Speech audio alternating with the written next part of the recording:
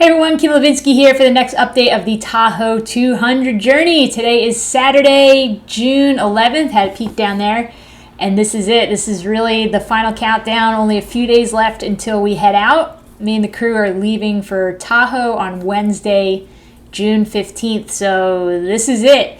Update you on the last week, full on taper mode. Having a tough time with the taper. I've got all those taper niggles, so like every day there's something new that is bugging me, like, you know, the hip flexors, quad, hamstring, and it all goes away within a day, but it's just that annoying, the annoying taper niggles that's going on. I have a lot more time back in the day, back in each of the days, so it has been good in that aspect where it's been very, very productive work-wise with Sassquad trail running. We have a race that's actually the weekend that we come back. So we fly back from Tahoe on that following Wednesday, and then that weekend is a big trail race for us. So I'm trying to get completely race prep for that. I'm pretty much set. I got to do one big food shop for the aid station where I can get just about everything except for like fresh fruit. I'll have to wait until I get back for that. But anyway, that's been good. Also catching up on race director tasks that, you know, it's kind of on that list of, I'll save it for a rainy day. So it has been very productive, and I guess that's a good part of the taper. Taper is a part of training, so I've been trying to embrace it. I'm still getting out for some short runs, nothing really more than 2 hours or so, doing hikes that are a few hours long. Sauna, got in the last long sauna session. I've got a goofy clip from that I'll add to this video. And really what's left for the heat training is like one more top off that I'm going to do on, I think it's Monday or Tuesday. It's like 20 minutes long. So besides catching up on work, doing a little bit of light training, couple of strength workouts as well. I've been packing. So last weekend on Saturday, I started getting all the gear together. And I'll be transparent, it was very overwhelming when I first started, and I felt like I really built it up in my mind that it was going to be really difficult to do. But once I started laying everything out, it wasn't as bad as I thought. And it took about 2 hours to get all the gear out. I set up a 6-foot long folding table so I could see everything. And then after that, started to pare down and organize and put it into separate Ziplocs and dry bags and stuff like that. So got a couple clips of the whole packing process that I'm going to show you. Hopefully that will be helpful if you're planning on doing one of these 200s or, you know, any other long event. And I was thinking today, I really need to remember to do a follow-up video on gear after the race and kind of go through what I ended up using, quantities that maybe I would change, because I think that will also be really helpful for anybody else going into this, or hopefully I'm really going to have a good time and want to do this again. So it's something that I can reference that I think would be helpful. So that's kind of the rundown of what this video is going to be. I'm going to start out by showing a very goofy clip from the last day of the sauna. I hope you'll be laughing with me. And then I've got a couple of videos of the whole packing process. So, all right. Here we go. We'll cue these up. All right, live from the sauna. Last long day. Today's Tuesday, doing this last 30-minute session. This is the first and only time I've brought my phone into the sauna. Wanted to really embrace the mental training that I was being given as a gift from the sauna. So, but I brought it in here today to get some really dramatic footage of how fun this heat training is. So, have built up to 30 minutes. The first couple days were like 15, then 20, 25, and then last few were 30. First few days went very, very slow. I was like counting down the seconds that it would be over. The middle 2 days I felt kind of like awful, like woozy after it. My heart rate felt like it was getting high. And then these last 2-3 days of 30 minutes have gone as well as it could go, I guess. Time's gone faster. I haven't felt woozy. Heart rate has been lower, around like 80 beats a minute instead of over 100. But it's just amazing. I just wasn't aware of all the sweat pores that I had. They're just, I mean, like my ears are sweating, my fingertips. It's pretty wild. This is a co-ed sauna. I don't have really a lot of experience with saunas, but people were reaching out being like,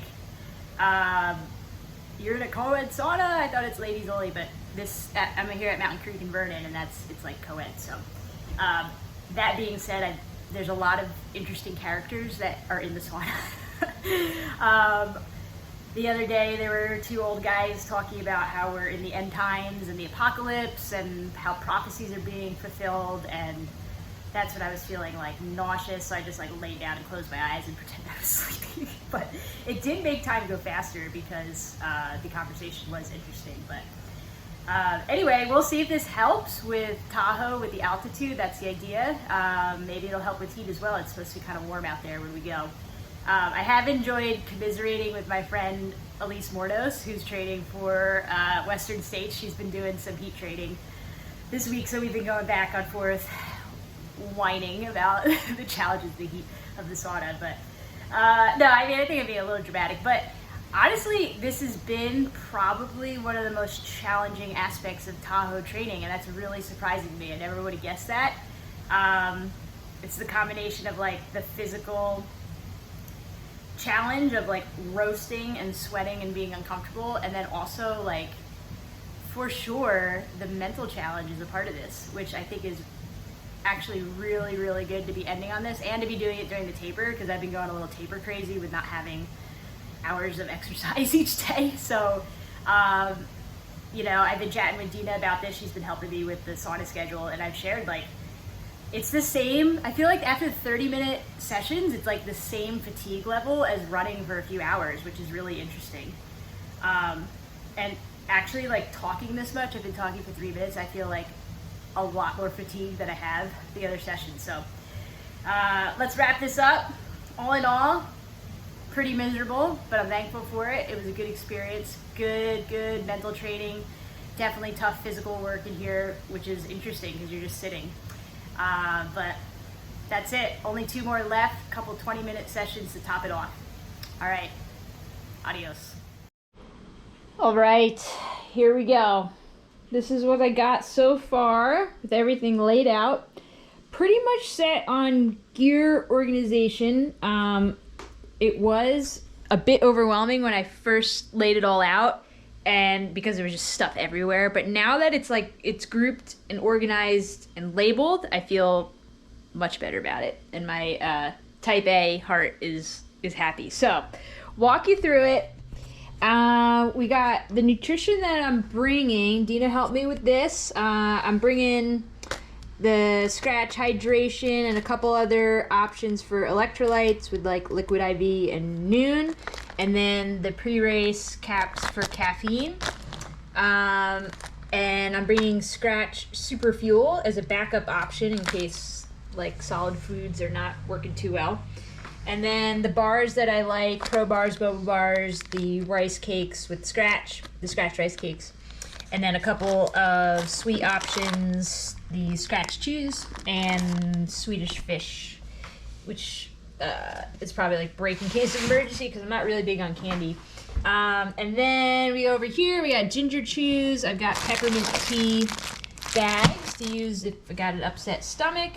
Whole bag of anti-chafe supplies, and then first aid, things like Band-Aids, wipes, KT tape, eye drops, ibuprofen, Tums, anti-diarrhea, Aquaphor, hand sanitizer, chapstick, stuff like that. And then I've got some rock tape. Again, this is kind of the break in case of emergency. If my knee is getting grumpy, can use that for the IT band or patellar tendon. A whole big bag of wipes, and I already divvied them out, so there's like 6 wipes in a bag and then another empty bag for dirty wipes. So the idea is each aid I'll throw a new one in my pack, and then this is kind of the backup bag in case things break with hydration, because that's happened to me before on a run with like a pin-sized hole gets in the bladder and then you're soaking wet and it doesn't hold any water. So I've got an extra bladder, extra hose, a couple extra flasks, extra cup, and an extra bite valve for the hydration system. And then in here, this is kind of like random odds and ends of supplies: bug spray, sunscreen, poncho, Mylar blanket, hand warmer, sunglasses, hand sanitizer, hair ties, earplugs, deodorant, and those little disposable toothbrushes. And then moving over here, I've got some shoes. I think I'm gonna bring 3 pair of shoes. So I've got 2. One of them's not here yet. It's coming from REI, but 2 are my normal size, and then I'm bringing 1 that's a half size bigger for when the feet swell. The super feet inserts. And then I'm bringing this little chair. It's one of those pop-up camp chairs, super light, pretty compact. I got this on sale at Sierra Trading Post, which I'm excited about. It's one of those super warm rumple down blankets that packs down. So I think that's going to be really good for the aid stations, just staying warm while doing gear change. And then I'm definitely going to bring this to roll my feet out, because I know my feet always hurt. I think I'm going to bring this, if there's room, a little torture device. And then I'm going to bring this for the crew car in case, sleep stations aren't working out or whatnot. It's pretty compact. It's a little blow-up camp mattress. And then this is a luxury item. I don't know if I need to bring it. It's a little blow-up pillow for camping. And then these are items that are going in my pack that I always have. A little first aid foot kit, a little trowel, a multi-tool. It's super light, bug spray. I am bringing my Garmin InReach, and I'm borrowing another one from a friend. So this is kind of backup communication in case, there's issues going on. Me and my crew can communicate if there's no cell service. As always, a life bivvy. Always bring in the rain gear. This is all the clothing that I'll have in my pack at all times. So rain pants, rain jacket, beanie, gloves, little lightweight jacket with a hood, gaiters. So that is always with me at all times. And then this is what I'm still working on, is the whole clothing. So I think this is probably like the most challenging thing for me, just because I've never done a race like this before, is like how much of each clothing item do you bring? I don't know. I've talked to lots of different people. It's kind of like 2 ends of the spectrum. Either people bring like very minimal, they're like, I don't want to change at all, like 1 of each item, or they're bringing like 5 of each thing. So I'm still working on that. I know for sure the item I'm going to go probably over the top with is socks. I want to be like neurotic with changing socks to try to avoid foot issues. So definitely bringing a lot of pair of socks. The challenging part of this race is that it does get cold overnight, so you really have to bring all of the cold gear. So, but I've got plenty of time. It's only Tuesday. I've got the rest of the week to figure it out. I am definitely going to do at least 1 drop bag. So for sure it's going to be at Tunnel Creek, because that will break up the long 30-mile stretch. And that also gives the option for my pacers who are doing those long stretches, if they want to put stuff in the bag, they can do that as well. So I know I'm going to do that for Tunnel Creek, maybe 1 other drop bag, but for sure at Tunnel Creek. So we'll see. I'll do another update definitely at the end of the week when I land on how much of each item I'm going to bring. But I do have these dry bags that I'm going to use for packing. I think there's going to be like 1 bag in the crew car, and then, the drop bags as well. So I think, I missed the foot care kit. Definitely have foot care. That is going to be, I'm probably going to make another one for crew car and the drop bags as well. So there's multiple. And then this is the electronic little station. I'm going to get a little bigger bag to organize it. But I got the Kogala chargers, got a couple of them, a few of them. GoPro batteries, and then the headlamp that I'll use just for like directional light at night. And then, okay, I just have to share this because I'm like really jazzed about it, and it's so like over the top. But I added these little labels to the charging cables because I remember the 100 that I did in September.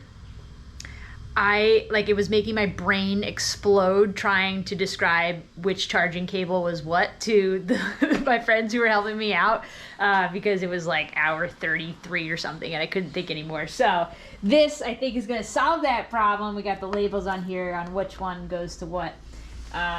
So that's fun because I'm type A and it's really fun to do stuff like that. But I've got a lot of other bags too, waterproof bags that I might use. And then I don't know, we'll see. I mean, the goal is to get it all in that suitcase.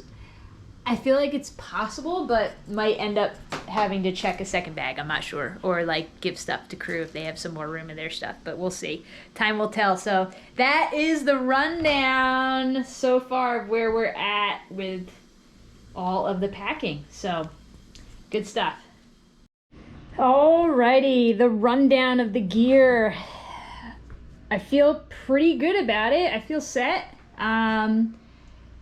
This has been over the course of a week. So this took about a week to get everything organized. It was very overwhelming when I first started.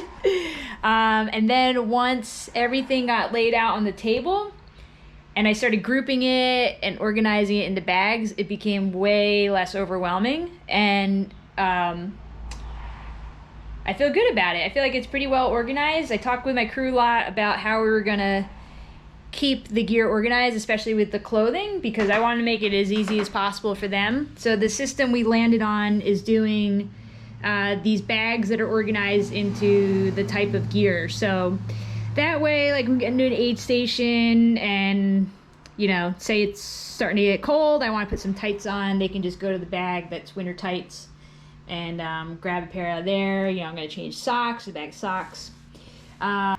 This is my drop bag. So the drop bag is going to go to Tunnel Creek because that is the middle of the two stretches that are 30 miles long. So in this bag, I've got one of everything. So it's basically like a full outfit. So warm gear, cold gear. I got first aid, foot kit. I got a backup charger in there. Pretty much everything that they suggested on the list for the drop bags, I added that to there. And then for my own pack, stuff that I'm gonna have in there, I'm using the Ultra Aspire Zygos, 14-liter capacity. It's worked really well. Definitely the poles are coming with me. And inside that pack, I'm always gonna have an emergency bivvy. And then these two dry bags. So in this small dry bag, I've got first aid, foot kit, extra battery, charging cables, things like ginger chews, Tums, stuff like that. So that is in this dry bag. And then in this one, this is like all the required clothing that I want to keep dry. And then, yeah, that's the goal, is to get it all in here. So we'll see. Hopefully I don't have to check another bag, but give me a second here. I'm going to pack it up and we're going to see if it fits or not. Okay, it fits. It all fits, but I feel like it's a little bit heavy. I'm gonna have to track down a scale to see if it's over the weight limit, but it closed. It's not like breaking the zipper or anything. So, I mean, I did expand the suitcase. So that's great. I am in my carry-on. I'm gonna do shoes that I'm gonna run in, gonna do my pack, gonna do clothing just in case. I might grab a little bit of one or two other things from the pack. These are the shoes I'll wear, and then I'll pack these for the carry-on just in case. You hear stories about that, but so that's a really good feeling, knowing it all fits in the suitcase. Just got to figure out how heavy it is and make sure it's not over the weight limit. So that is great. All right, that is the update for packing. I can share, I have a whole master list of everything I packed, the quantities and everything, where it's going, which bag is where, drop bag, bag in my, the little dry bags in my pack, and then all the crew bags. So I can share that as well, make that accessible if that would be helpful to anybody. So very cool. All right, T-minus only a couple days, It's coming in real hot. So awesome. See you on the next update.